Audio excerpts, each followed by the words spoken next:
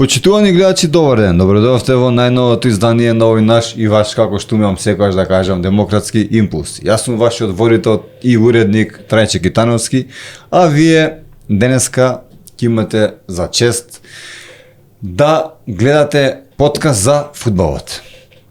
Денеска од овој подкаст па натака продолжуваме со стандардното снимање на нашите подкасти. Иначе имавте во минатото прилика да видите подкасти, специјални подкасти по повод локалните избори. Денеска говориме за фудбалот, со кого ако не со првиот човек на фудбалот своевремено, председателот на Македонската фудбалска федерација, господин Тилчо Ѓорѓиевски. Добар ден и чувствувате се како дома во наше студио. Добро ве најдов, поздрав до вашите гледачи. Најнапред, ние се познаваме, но сакам да ве запрашам дали ќе одим на вие, на ти, за да знам да... Се едно како сакате. Мене ми е поред. Добро. Најнапред да започнеме со првото прашање, тоа би било што работи Илчо во моментов? Добро, како што знаете, јас до завршетокот на минатата сезона бев ангажиран професионално како тренер во Струга Тримблум, со кој што дојдовме до финале на Купот на Македонија. Потоа, еве веќе повеќе од 8-9 години сум ангажиран во ФИФА. Бев на проект во Египет, каде што во соработка со Фудбалската федерација на Египет, ФИФА формира академија таму, слично на она што ние ја формиравме во 2013 година одека во Македонија, каде што учествува во проектирањето на самата академија, во одбирот на селекцијата на таленти за таа академија, начинот на функционирање и така натаму. Ви се допадна таму тоа како се направи нешто слично на нашето или се послаби? Многу, да кажам, многу побогата федерација, Египетската федерација, многу поголеми успеси, значи не можеме да споредуваме, тоа е огромна земја, огромна држава Египет со фудбалско минато. Но еве, во тие млади категории немаат задоволителни резултати и побара од ФИФА да се формира помош да се формира една ваква академија која што ние формиравме пред 12 години. Инаку, кога не сум професионално ангажиран, сум во мојата база, мојот клуб New Stars, во кој што работам со цело срце, го пренесувам своето знаење и искуство на тие млади фудбалерчиња и верувам дека ќе направиме нешто, една успешна приказна, затоа што имаме навистина добра организација, имаме 17 тренери посветени, имаме програма за работа и така да тоа е сега во моментот мојот ангажман, се дека не најдам професионален тренерски ангажман. Сакам да те запрашам за моменталната ситуација во македонскиот фудбал. Вака, знам дека темата е опширна, не е тоа така едноставно со еден збор, но имаме време. Малку да продискутираме околу македонскиот фудбал, да се вратиме од Египет кон Македонија и да кажеме каква е состојбата, еве например каква беше во вашето време кога бевте председател, мислам, и каква е сега? Многу е различна. Сега ние ако збориме во моментов ситуацијата треба да ја поделиме на репрезентација и клупски фудбал, нели? Да. Значи што се однесува до репрезентацијата, стоиме многу добро. Значи во моментов сме со големи шанси за пласман на светско првенство, што би бил сериозен историски подвиг за нашата држава, за нашата репрезентација.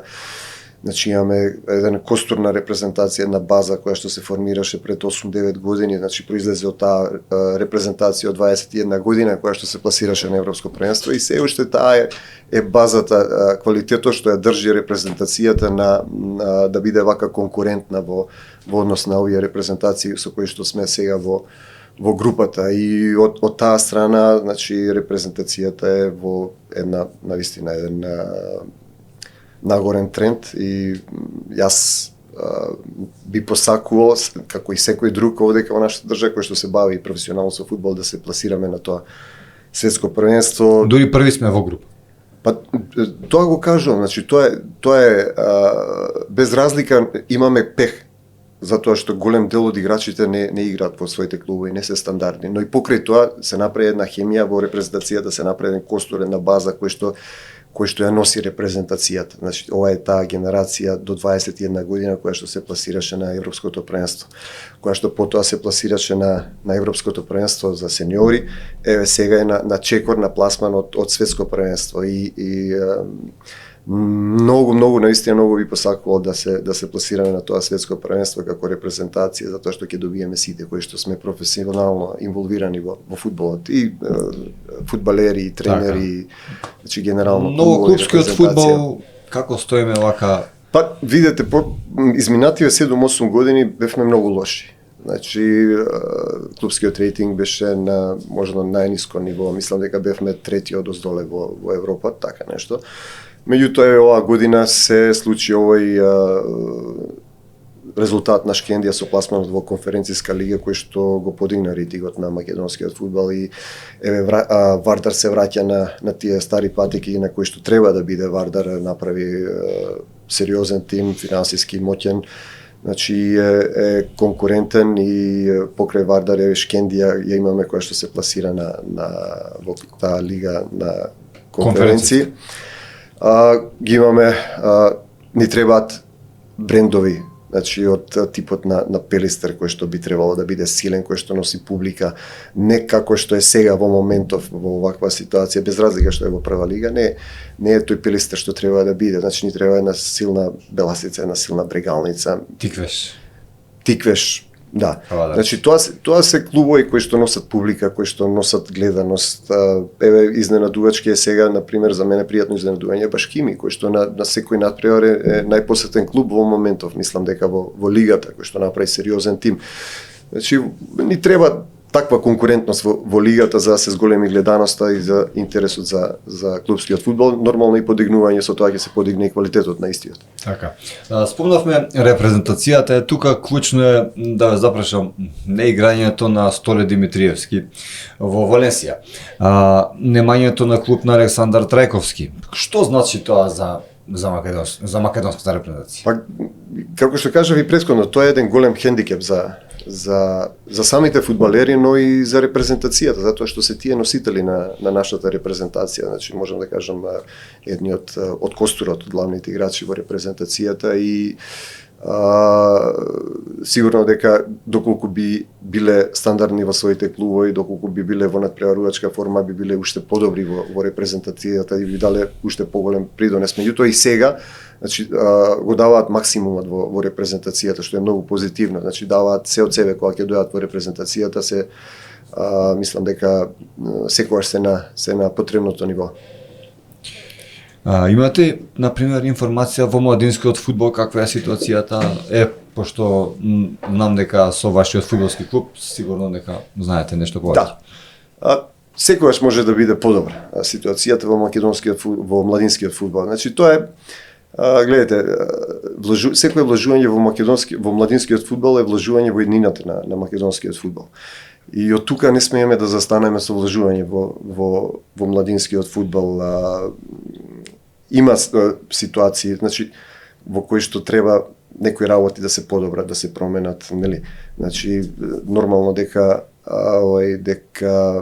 луѓето кои што се сега задолжени за тоа ги имаат направена анализа на состојбите и дека во наредниот период сигурно ќе пробаат да исправат тие недостатоци кои што се во младинскиот фудбал. Но ќе кажам уште еднашка, тука треба најголемите вложувања да бидат, затоа што јас кога дојдов јас како претседател на федерацијата, првиот приоритет ми беше младинскиот фудбал, затоа што знаев дека од тука доколку се направи база ќе имаме репрезентација како што имаме и сега. Значи од тоа време се создаде базата на младинскиот фудбал. Значи почнавме од нула, да кажам. Значи почнавме од детските лиги, создавање на детските лиги, потоа на академиите, значи професионализација на селекторите и така натаму. Значи многу работи кои што ги направивме. После тоа, после 10 години, 15 години гледаме дека еве полека доаѓаат резултати. Сега ова сегашно раководство на фудбалската федерација, за разлика од минатото раководство, што мислите, кој е вашето став околу да направиме една паралела околу овие две раководства? Сега, реално не може да се споредува. Значи, минатото раководство беше човек кој што Често пати велите шофер на... немаше врска со фудбал. Човекот едноставно беше незаинтересиран за фудбал, како да кажам. Значи, едноставно беше на таа позиција кај што беше, ги собра плодовите од работата претходна, значи ми беше мене подпредседател, ми беше 6 години беше со мене. Значи, го познавам човекот и знам како функционира. Голем дел, значи ќе се може ќе кажат, ама он се пласираше на европско, сеньори и така натаму се пласираше една година после откако јас дадов оставка на, што значи дека тоа не е плод на неговата работа, туку на тоа што беше сработено претходно, да се разбереме сега тука, да разјасниме. Се уништи академијата, се уништија младинските категории, значи се направи хаос во младите категории, пак се дојдовме ситуација да се плаќа место во репрезентација, да се даваат списоци кој да игра, како да игра. Значи тоа што го градевме во тие 6 години додека јас бев председател и вложување во тие младински категории, претходните 7 години беше практично растурено. И сега треба одново да се сето тоа да се изгради, да се обнови, затоа што ова што не се работеше во претходниве 7 години во младинскиот фудбал ќе дојде до израз во наредните 7-8 години, кога ние ќе имаме смена на генерации во А репрезентацијата, кога ќе треба овие играчи кои што се сега носители на репрезентацијата веќе да се заменат со нови. Тогаш ќе имаме сериозен проблем. Како што имав јас кога дојав на функцијата председател на федерација. Оние што барем 3 чисти имаат во фудбалот, знаат дека една репрезентација се гради за таков голем успех како што се пласиравме на европско, барем едно 5-6 години, ако не и 10. Ние имавме 10 годишен план, значи за пласман на репрезентацијата на европско и на светско првенство. Значи беше донесен 15-та година до 25-та да се пласираме на европско или на светско првенство. Значи тоа беше планот и по тој план се одеше, значи го реализиравме со пласманот на европско првенство на U21 и после тоа со пласманот. Со Боби Милевски? Да, со Боби Милевски. И сега повторно е селектор Боби. Еве, кога сме кај Боби Милевски, нашиот сегашен селектор и Игор Ангеловски Мрме, некаква споредба, дали мислиш дека правилно беше што Мрме не е повеќе селектор или не? Не можам тука, не ги знам односите, не знам што се случи во тој период, што се случи, која беше причината за смена на Мрме. Стварно не можам да... Но според резултатите, вако од страна гледано фудбалски... Видете сега, фудбалски, значи ние се пласиравме на едно европско првенство и беше логично да му се даде шанса да продолжи во наредните квалификации на селекторот кој што се пласираше на тоа европско првенство. Но пак ќе кажам, сега од друга страна па и на тоа европско првенство поминавме така како што поминавме, нели? Значи не поминавме баш сјајно. Да, сигурно можевме и да направиме подобри резултати. Уште еднаш ќе кажам, не можам да навлагам затоа што не знам случувањата кои беа. Од друга страна сегашно селектор има некакви резултати добри. Поводот за смена, да. Па нормално сега е прво групата, нашиот селектор е прво група, значи не можеш да промениш. Нормално, значи нормално е да се остави да си ја доработи својата работа и да очекуваме пласман на светско првенство. Дај Боже, спомнавме младинскиот фудбал, ево јас после завршување на мојата голманска кариера судев во вашето време кога вие бевте председател и паметам, еве, одговорно можам да кажам, дури имавме тогаш и една средба, но еве сега ќе ви кажам. Често пати знаев за викенд кога беа тие детски надпревари на ФФМ да ве видам вас, што не беше случај со некој друг председател после вас, например. Да. Немаше некоја таква навика, вие бевте често присутен таму скоро цело време. Паметам една случка, може ќе се сетите, може не, во времето кога вие смисливте ни правила нови за децата, тоа беше од типот на дури ние судиите имавме скрипта за да ги научиме. Да. Од типот на не знам колку корнери беа, пенава нешто така, за да децата се стимулира да не прават корнери, без врска. Така. Ако памтите. Да. Тоа вие го донесовте, тоа беше сосема добро. Подоцна беше укинато за жал. На еден од моите надпревари, еден од вработените, еден од дечките вработени во фудбалската федерација ми упадна на терен, влезе, кажувајќи некои правила негови што воопшто не ни постојат. Подоцна од како надпреварот заврши, вие коригиравте и му кажавте тоа да е последно да влезе судијата и да погреши, што не беше случај со мене, и да погреши судиската е последна одлука. И тоа го паметам така како едно. Виж, јас не паметам искрено, меѓутоа дека сум бил постојано присутен на тие детски лиги, дека сум бил постојано присутен на собирот на младите репрезентации, дека сум го знаел секој млад фудбалер кој што репрезентативец, квалитетен фудбалер во државата, тоа дефинитивно по име и по презиме, значи јас сум знаел кога некој фудбалер од тие млади категорија земе со врска да кажам, значи кога било имало влијание врз селекторот да земе некој фудбалер кој што не заслужува да биде во репрезентацијата. И имавме систем на селекција. Значи имавме систем на селекција во академијата, систем на селекција во репрезентациите. Не можеше секој да биде селектиран во репрезентациите. И тоа и не доведе да имаме резултати во тие младински категории. Ние секоја година можете да проверите дека се бевме пласирани во елитна рунда на овие U17, U16, U15, U18. Значи тоа е навистина еден голем резултат за земја како Македонија. Од нигде никаде ние направивме селекции кои што беа конкурентни со сите, да кажам, најголеми европски држави во тие категории. Поготово, ако смеам да констатирам, потешко е да се работи со тие селекции него со заради тоа што како што кажавте, тоа е U16, U17, значи една година се разлика, а треба да се уиграат. За една година не можеш ти ништо да постигнеш многу. Видете, во принцип, значи моје размислување дека најдобрите тренери треба да работат во тие категории, во младите категории.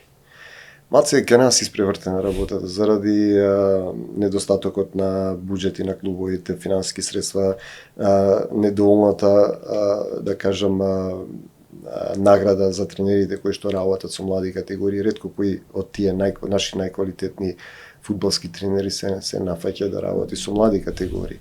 За жал. За жал, значи за огромна жал, доколку е обратна ситуацијата, доколку ние ставиме најдобрите фудбалски тренери да работат со млади категории, ние во репрезентацијата ќе го добиеме најдобриот производ што може да го добие една држава на фудбалски план.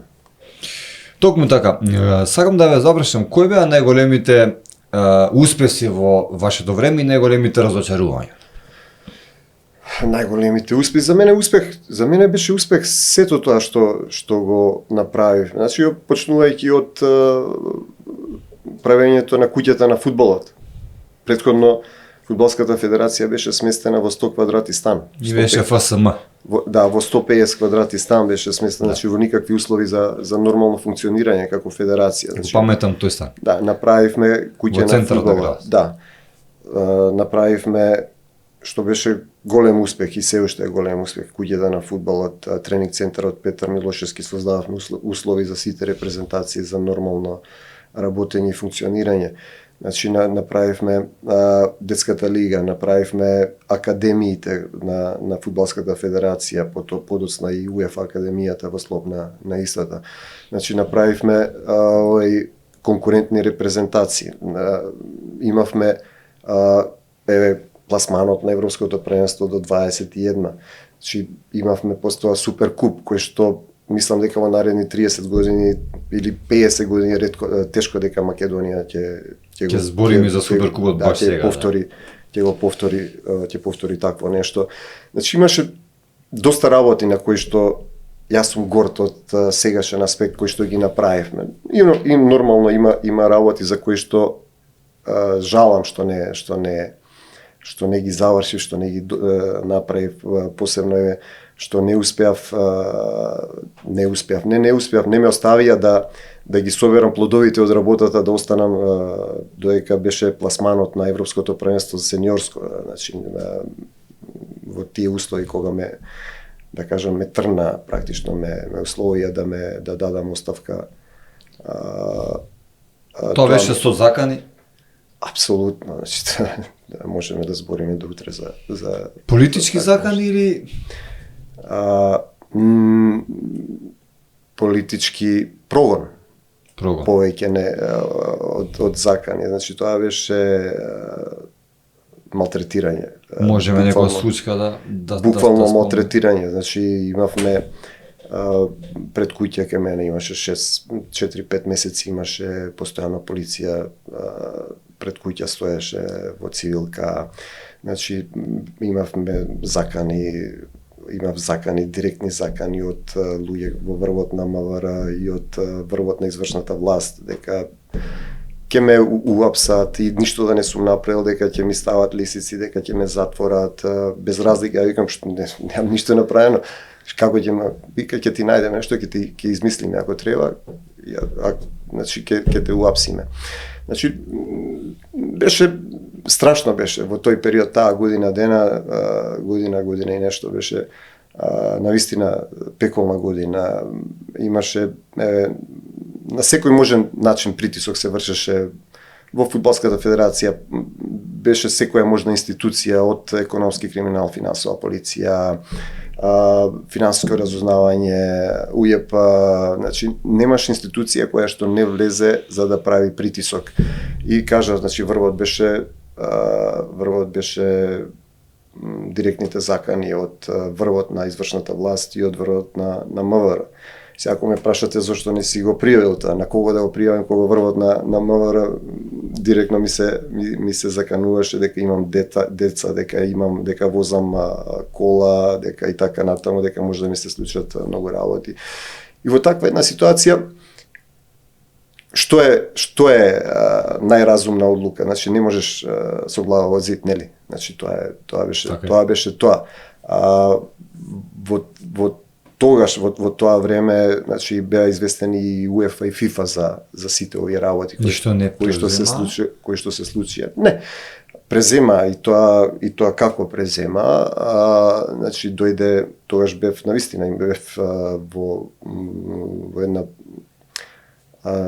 добра позиција и со УЕФА и со ФИФА, значи и денеска сум добар пријател и со Чеферин и со Инфантино, значи јас ги запознав со состојбите, тогаш дојде Чеферин тука, значи беше на отварањето на крилото од академијата што отворивме сместувачкиот капацитет, разговараше со тогаш со подпредседателот, мислам дека беше на владата.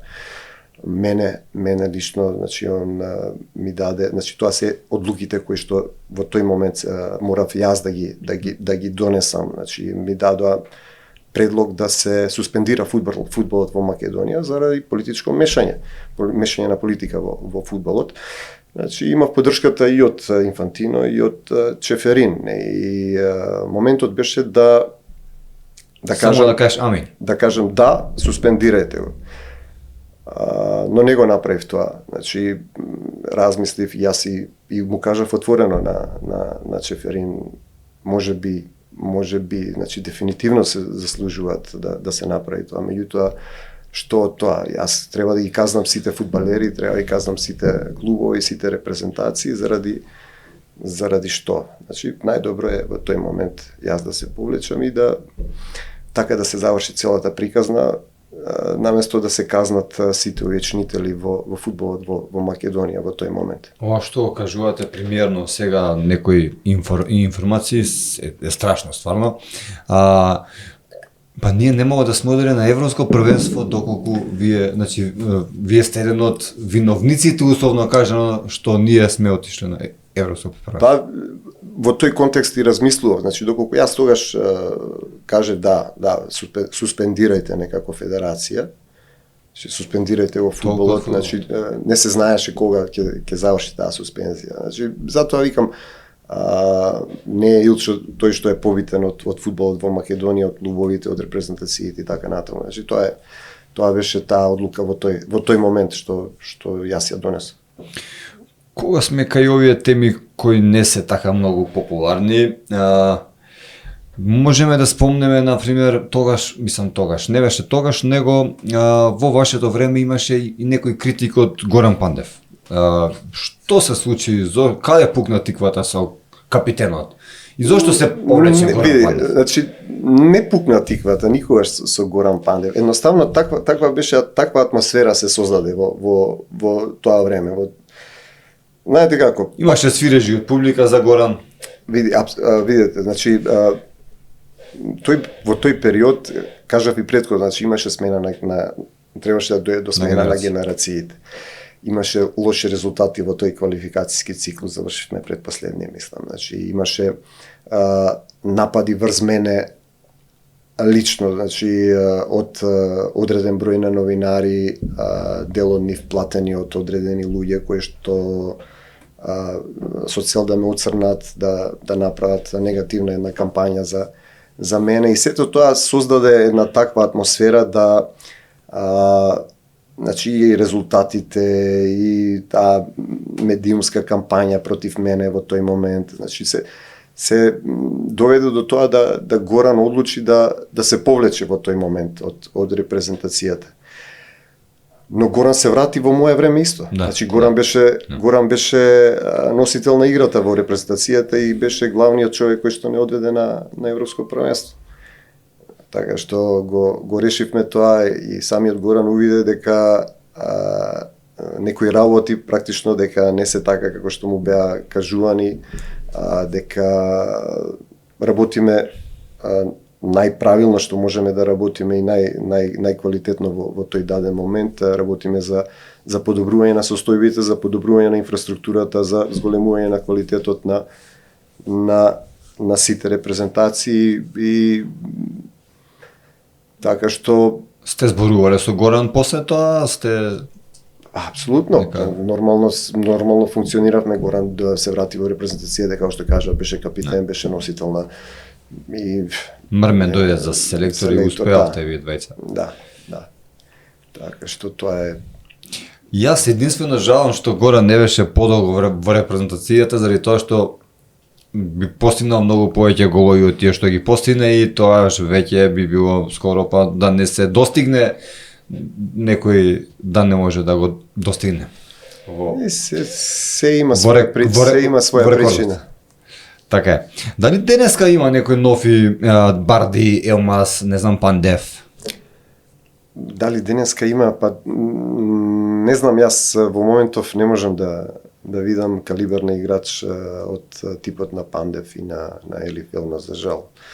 Значи, може би во наредните години ќе дојдат овие помлади генерации, ќе излезе нешто поквалитетно. Нормално тука треба, пак ќе кажаме, до начинот на селекција, до работењето во младинските селекции и во клубовите, нормално, во функционирањето на младите категории во клубовите.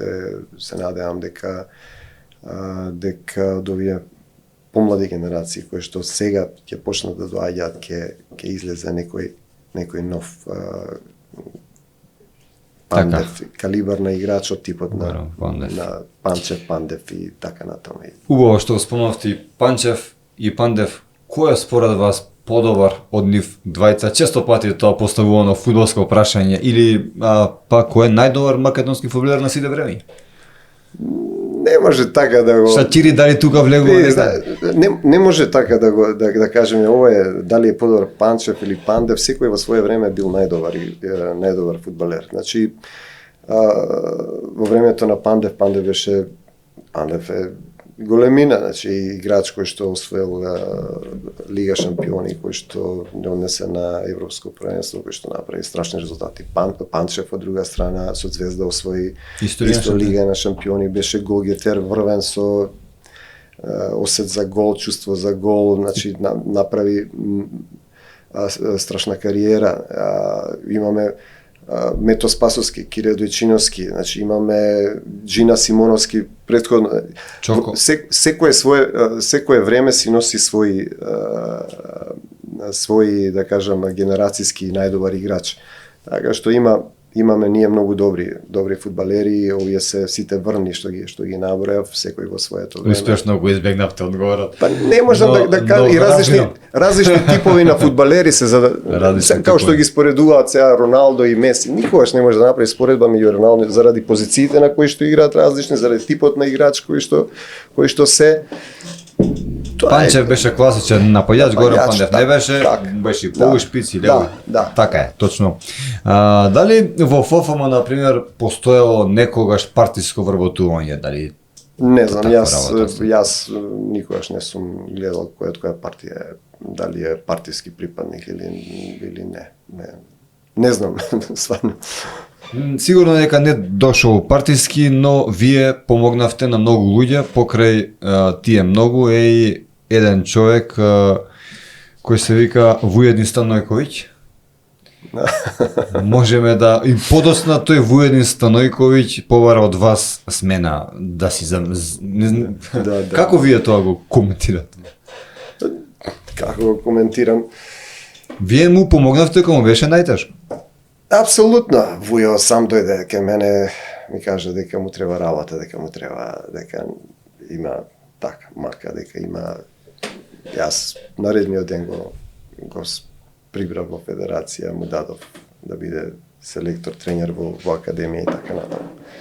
За да после неколку години дојде да ми каже дека треба да си одам и дека треба он да дојде да биде, дека му кажале од партија другар некој да биде он на моје место да биде председател. Значи тоа е има многу такви луѓе на кои што сум им помогнал и нека се живи и здрави. Јас од моја страна сум помогнал, не барам ништо за возраст. Они си ја покажале својата човечка или нечовечка. Барам дали ви се извини после години, дали сте се видели? Не. Пошто не стана тој председател? Немам. Ама јас и тогаш се смеев, значи јас тогаш кога ми го кажа, јас се смеев, значи како нема врска, значи нека тоа е. Ако бевте председател денеска, што би промениле, например, вака? Што би променил? Не би променил ништо, би Или што би направил? Би направил уште повеќе. Во тоа време ме спречија, пак политиката се вмеша, требаше да ги завршиме стадионите во Битола и во Прилеп беа значи веќе платени терените. Во Битола се почна, ма? Со трева, во Битола рефлекторите беа купени и све. Значи во Прилеп забранија во тоа време да се прави стадионот се дека Илчо е председател. Како? Ете така, значи забранува камионите да влагаат на стадион, да се прави теренот, не се поставува рефлекторите, се кочеше Битола исто, значи беше јас им дадов предлог во Битола да се направа тогаш заедно со федерација да направиме 2 трибини позади головите, значи да направиме стадион со 4 трибини, меѓутоа предлогот не беше прифатен од тогашната градоначалничка, мислам дека беше, затоа што Илчо бил председател, нели, без разлика што тие градоначалници ги сечат лентите таму и се сликаат и се појавуваат. Значи лудо време, луди размислувања, слепи верувања и така натаму. Тоа доаѓа како вие да сте сакале да им земете, не да им дадете. Да. Не баре. Да. Добро, луѓето беа, не знам, веројатно мораа така да реагираат под притисокот. Дали во вашето време постоја, например, некои одлуки тешки кои ги донесовте со тешко срце, кои моравте да ги донесете, например? Не тешки, лесни одлуки, значи одлуки што се битни за македонскиот фудбал. Збориме оваа одлука претходно што ја зборевме, значи за суспендирање или не на федерацијата заради политички причини. Таа е можеби најзначајна одлука која што која што јас сум ја донел како председател, може би во... Се мислевте тогаш или од прва рековте не ова? Не сум се мислел уопшто, ни минута кога дојде во прашање дали Илчо да биде или фудбалот во Македонија, нормално дека јас сум застанал, нема ФИФА и УЕФА ви дале несебична поддршка. Апсолутно, тогаш имав можност, тогаш имав навистина поддршка голема, имав и од Инфантино и од Чеферин, бев во позиција да се кандидирам за член на извршен одбор на УЕФА и требаше да останам председател до февруари, ме сменија во август и тогаш со тие луѓе кои што, како што кажа претходно ми, какви притисоци прави, ја им кажа оставете ме до февруари да влезам во извршен одбор, имам големи шанси. Од таму многу ќе помогнам за фудбалот генерално. Изборен одбор на ФИФА? На УЕФА. На УЕФА. Извршен одбор, да. Меѓутоа, тоа е тоа. Немаше сваќање од другата страна. Дали, например, имавте, еве, денеска од оваа гледна точка, од оваа перспектива, некои одлуки што мислите дека се грешка, некои грешни потези, например, што не би ги направиле денеска толку сте били? Грешни одлуки, грешни потези, значи генерално со луѓето во кои што имав доверба, значи со луѓето кои што ги пуштив да ми се приближат, да бидат блиски до мене, денеска многу различно би постапил, сигурно дека не би имал таква доверба како што сум имал. Дел од нив се и сега, и со претходниот председател, и со сегашниот председател, и... Супер име! Тоа се такви луѓе, ние во Ѓорче Лишки ги викаме сончогледи, и има и други имиња кои што се употребуваат, сега да не се изразуваме повулгарно. Меѓутоа тоа е тоа. Значи на таква позиција, во таква ситуација не можеш да направиш проценка на сите луѓе кои што се околу тебе, затоа што тогаш се сите добри со тебе, сите се пријатели, сите те сакаат, сите и така што тука сум ја, веројатно сум ја направил најголемата грешка во проценката на изборот на луѓе кои што сум дозволил да бидат блиски. Обединети за фудбалот, еден фронт што се направи баш во тоа време како дополнителен притисок за вас. Да. Што беше тоа обединети за фудбалот и зошто беа против вас? Во тие обединети за фудбалот, тоа што се организира, значи беа луѓе кои што не добија функција или услуга од мене во тоа време. Че еден од нив, кога дојдов као председател, побара да биде генерален секретар, кој што е во наводници спортски работник, кој што побара после тоа синот да му биде аналитичар во репрезентација. Не го доби тоа. Тоа е еден. А вториот побара да биде овие главните носители на таа листа на обединети какви беа. Значи, вториот беше член на управен одбор претходно, кој што после тоа бараше од мене да го ставам управен одбор. Јас му кажав, ја не можам, ако ти изгласаат, ќе соработувам, ако ја не можам да ти помогнам во тој дел. Значи, он исто кога не го изгласаа во управен одбор, он исто влезе во тие обединети. Третиот беше новинар кој што побара да биде портпарол во федерација или ќе пишувал против мене. Јас му реков слободно оди, пишувај, збори што сакаш прави. Значи тоа се такви типови на луѓе кои што во кои беа тие луѓе? Можеме да ги спомнеме? Да, они си се знаат сите со имиња и со презимиња и сите ги знаат кои што се бават со фудбал. Фудбалски имиња беа или не фудбалски? Фудбалски, како да кажам сега, фудбалски имиња. Фудбалски имиња колку поранешниот председател. Добро, сега имиња кои што биле поврзани со фудбалот, не се тие фудбалски имиња, туку кои што биле поврзани со фудбалот, околу фудбалот. Околу фудбалот се и масери, и економи, и не знам, и 300 работи. Странците во македонскиот фудбал, сега нели отворен Балкан и такви работи нели може да настапуваат како домашни играчи. Дали тоа е погубно за македонскиот фудбал, дали е добро, дали е лошо? Од една страна атрактивен би го направиле повеќе фудбалов, ама па на сметка на репрезентацијата или? Знаете како сега имат медалјата има две страни тука. Значи од една страна е добро што имаат можност клубовите да направат поконкурентни клубови, екипи, тимови. Од друга страна зависи каков тип на квалитет на играчи ќе земат. Ако земат од трета, четврта лига од Србија фудбалери или од Босна од трета лига, значи не добиваме ништо, губиме само овие македонски млади фудбалери ќе го губат местото во тимот кое што би го добиле ако ги нема не се овие фудбалери, доколку се земаат квалитетни фудбалери, значи од што ќе подинат квалитетот и на клубот и на првенството, тоа е во ред да бидат поконкурентни во европски рамки надвор.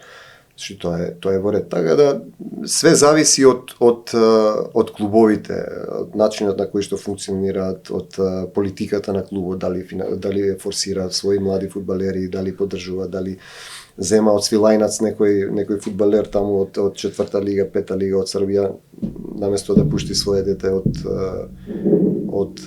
академијата и така натаму. Значи тоа е зошто во македонскиот фудбал, например, еве денеска, тоест во репрезентацијата нема натурализирани, имаше своевремено Брага, Вандаер, памтиме, денеска нема ниеден, немаме шанси да најдеме некој бразилец, например, што ќе го подигне, ќе подигне, например, репрезентацијата. Што мислите вие околу тоа? Па не знам, околу тоа треба да се фудбалската федерација да има политика. Во ваше време беа Вандер и Брага? Не беа во мое време. Во мое време ние имавме неколку, значи ние најдовме многу фудбалери кои што денеска играат значи почнувајќи од Алиовски, па овој капитен ми беше во Динамо Загреб што играше Адеми. Значи има многу фудбалери, сега не можам да се сетам на сите нив, меѓутоа многу фудбалери донесовме од надвор. Адеми беше вистинска одлука. Да, вистински, баш навистина он е прав лидер во секој тим. Зошто, што мислите, се откажа пензијама, тоа е фактички предвремена, не е и Стефан Ристовски. Штета што потребни ли се такви? Искрено штета што се откажуваат. Значи тоа е без разлика кој е селектор, дали ти се допаѓа председател, дали се како фудбалер, значи треба да играш за својата држава, да играш да ја представува својата држава. Тоа е гордост треба да биде гордост за еден фудбалер. Значи независно од тоа дали ти се свиѓа тренерот, не ти се свиѓа тренерот, селекторот, председателот. Тоа е практично и обврска за секој наш фудбалер и државјани на Република Македонија да ја представува најдобро што може. Впрочем, не знам ни колку има, како да кажам, колку фудбалерот треба да се условно кажано замара кој е председател, кој не е, па дали му се свија или не, он треба да се игра фудбал. Апсолутно, воопшто. Од срце за репрезентација, да му е чест ако е повикан. И на крајот на краиштата, преку таа репрезентација, најголем дел од нив се продадоа и се продаваат и направија кариери, и направија пари. Значи треба соодветно и да се одложат на репрезентацијата. Значи така треба да се гледа репрезентацијата. Така е. Маце да позборуваме околу безбедноста на македонскиот фудбал, на македонската лига. Еве, јас не сме имале прилика да разговараме откако заврши мојата голманска кариера, кога почнав да судам. На еден надпревар од третата лига, каде што бев главен судија, Смилковци, буквално почнав, надпреварот го започнав без полиција, немаше дојдена полиција, и го започнав надпреварот, некаде 65-та дојде еден полицаец, каде што јас се исклучив нормално дека публика не ни слушав ни што се премовет, но го слушна полицаецот во непосредна близина на мене, каде што кажа, па што не го истепате? Тоа беше последно и се откажав од судењето, кога слушнам таа реченица ми падна толку, викам, па ти зашто дојде тука, буквално? Еве, кога збориме за безбедноста, инаку сигурно го паметите мојот дедо, Китановски Томе, он беше исто така фудбалски судија. Во тоа време било друго, ама еве, јас се откажав токму заради таа реченица. Што не го истепате, судијата? знаеш, јас, еве, клубот во кој што работам играше во трета лига. Така. И тоа е навистина една небезбедна средина. Значи, реално ние таа трета лига во моментов таква како што функционира е надвор од секоја логика. Значи нема ни една никаква развојна компонента играњето во таа трета лига е тотално небезбедна, значи доколку се прават договори меѓу клубови, јас на тебе 3 вода, ти на мене 3 вода, не знам. Значи апсолутно е нефункционална и надвор од секоја развојна компонента за фудбалот во Македонија, значи во моментов таква каква што е. Треба нешто да се преземе, значи тука дали полицијата, значи не можеме ние на секој надпревар да бараме сега полицијата да се ангажира во третите лиги. Значи имаме 6 региони, имаме толку надпревари, не може с полицијата на секој еден надпревар да Ја започнав и без. Да дојде со 30 со 30 или 40 полицајци, меѓутоа